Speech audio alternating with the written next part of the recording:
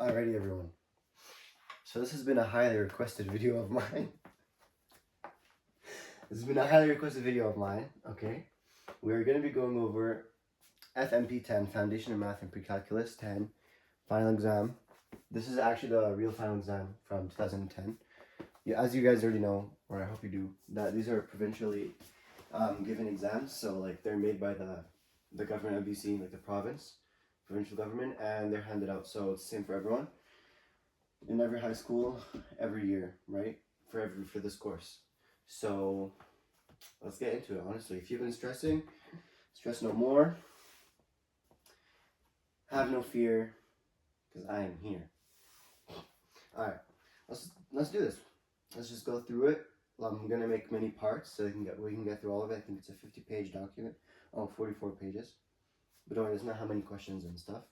It's not how many pages of work. It's just like this, like the buffering stuff, you know.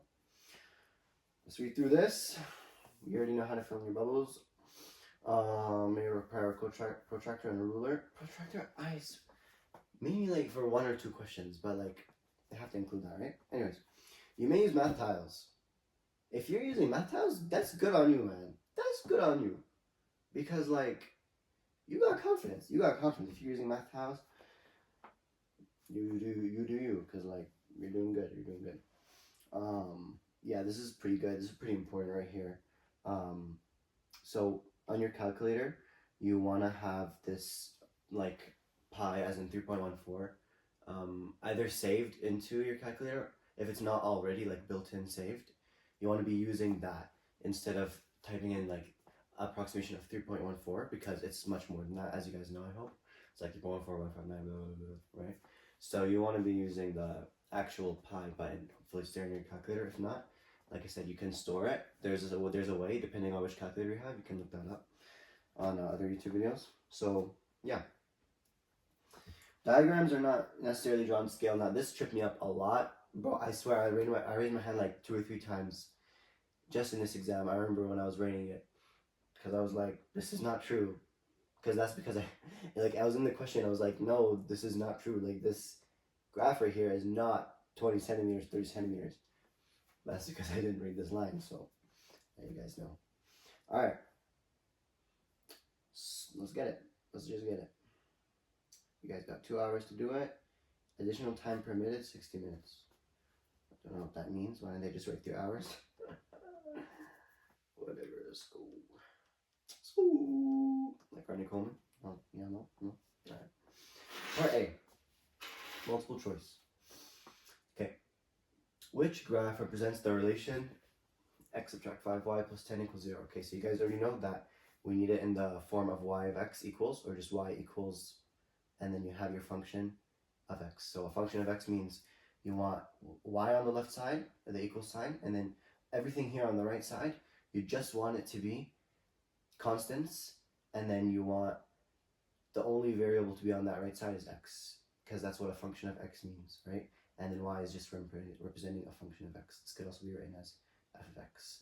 These two are equivalent, fx equals and y equals. Hope you guys know that. So what we'll do is we'll rearrange this to be put into this form, and you can have x being multiplied by a coefficient of 3 and stuff like that. So that's what I mean by constants, right? Because they could be coefficients as well. So first thing we'll do is we'll isolate for y, get it on one side. So what we can do here is we can add 5y. So we can cancel that out. Whatever you do to one side, you do the other side. So you add 5y right there. Okay, good. So now let's draw an arrow. And then you have 5y on one side. And then that's going to equal x plus 10. Okay? So what I did was, that's the same thing as like x plus 10 equals 5y. You know what I mean? I just rearranged it. And then you don't have to do anything with like a negative or a positive. Or you don't have to flip any signs. It's the same, right? You guys noticed that?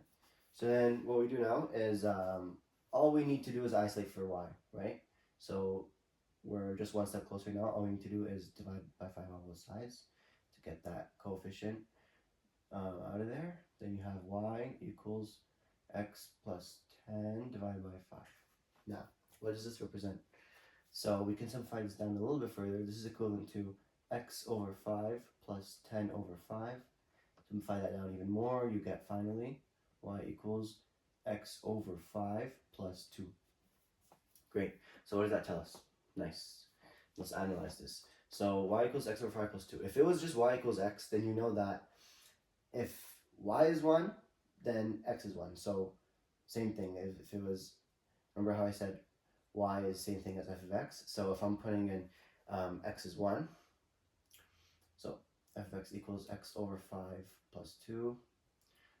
So like I was saying, if this was just f of x equals x or y equals x, then you'd have f of x equals x, you'd have f of 1 equals 1.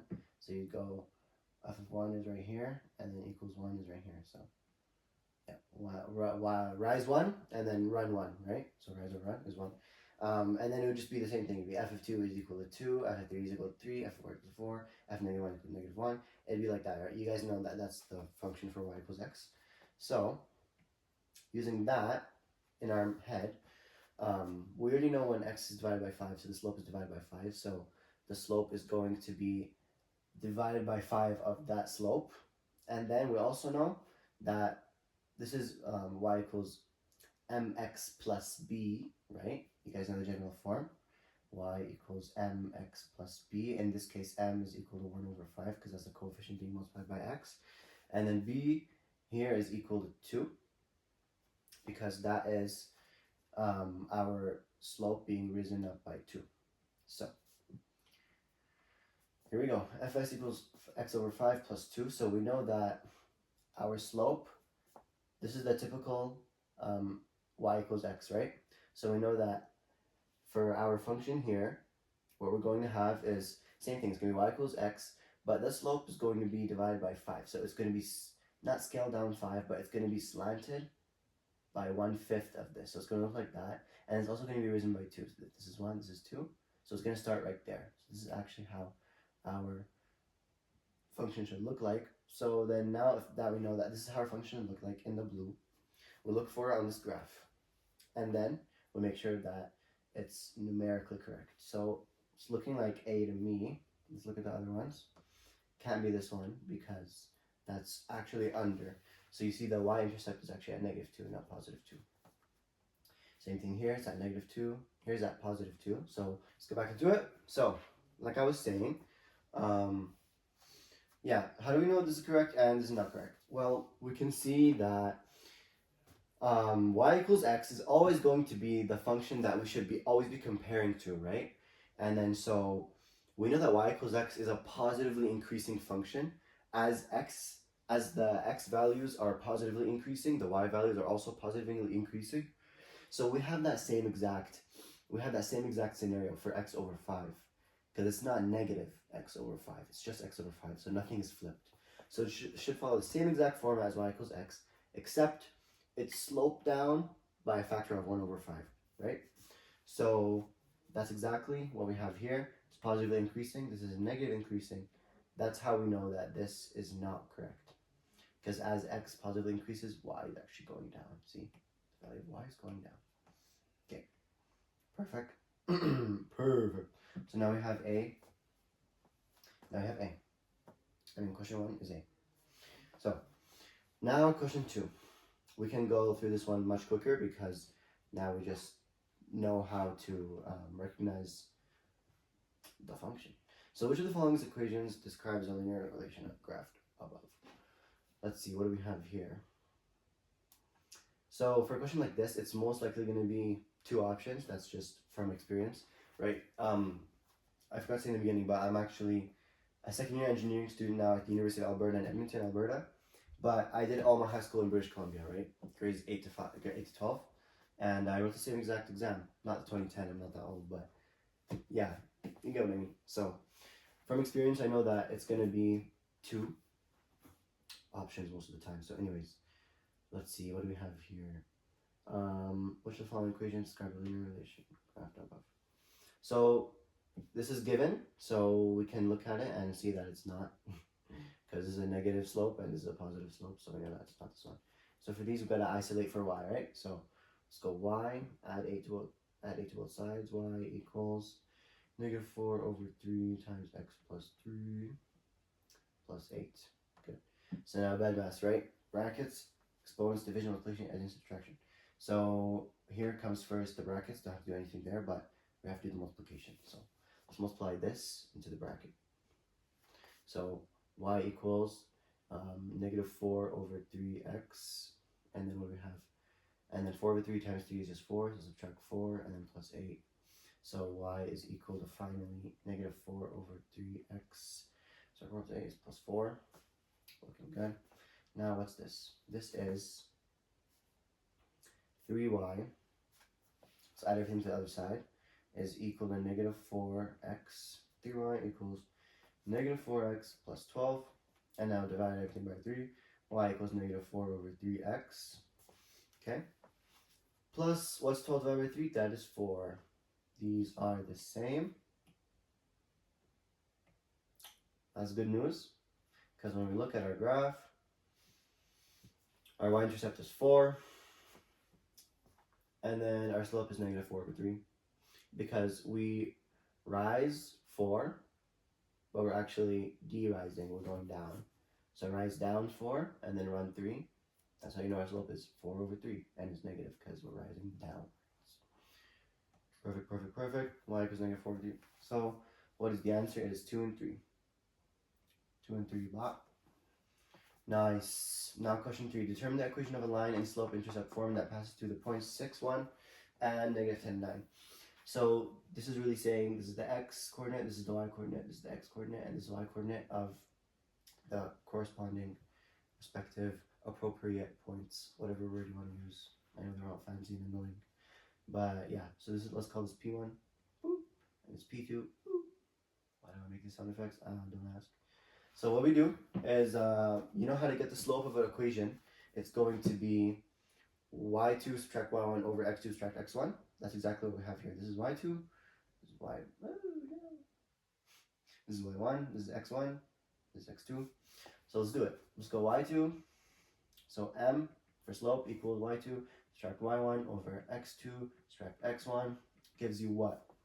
Gives you 9, subtract 1 over negative 10, subtract 6. What does that give you? 8 over negative 16 equals negative 1 over 2. Okay? Because you divide 8 from both sides. I hope I'm not going too fast, or if anything is too complicated, or I'm skipping steps.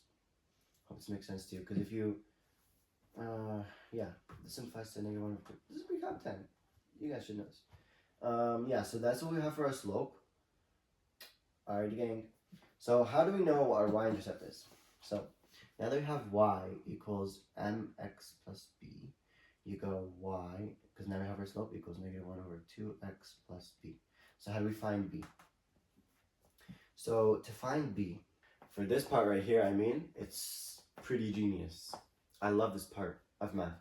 Like, this is when you get to like the intuitive parts of math, where I just love it, because it actually starts making sense.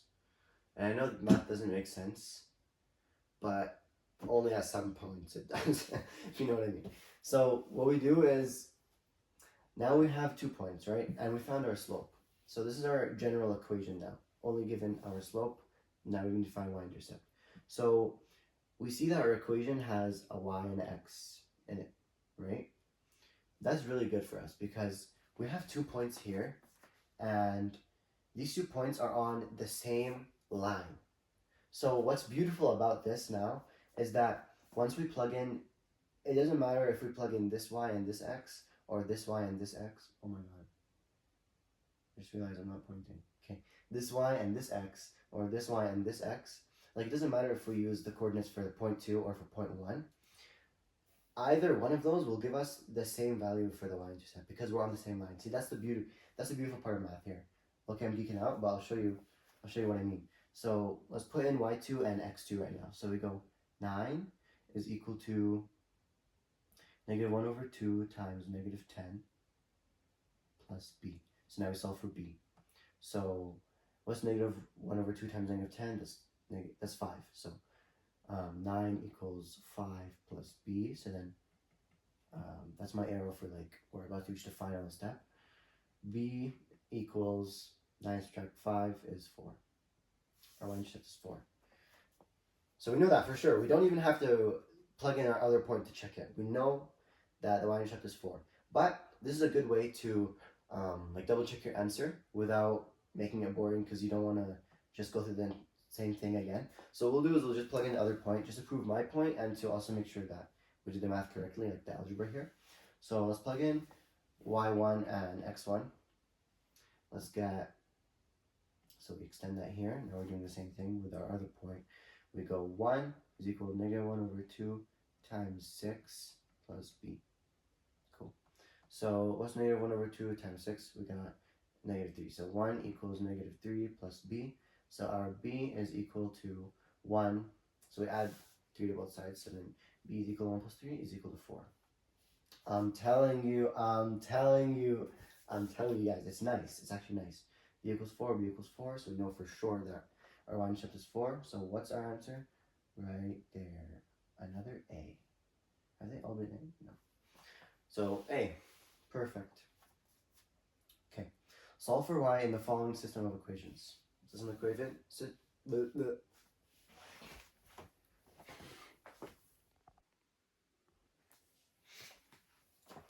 Okay. Systems of equations. I love this. I love it. Let's get it. What do we have? So what we want to do here is solve for y in the following system of equations. What does y equal?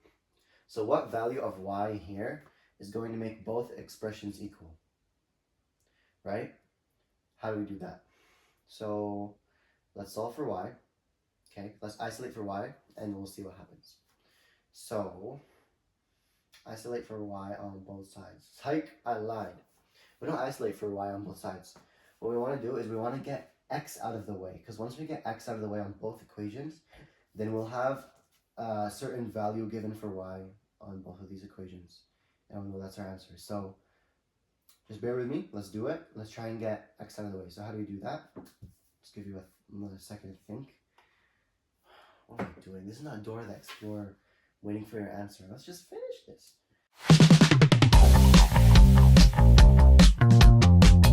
Turn this upside down.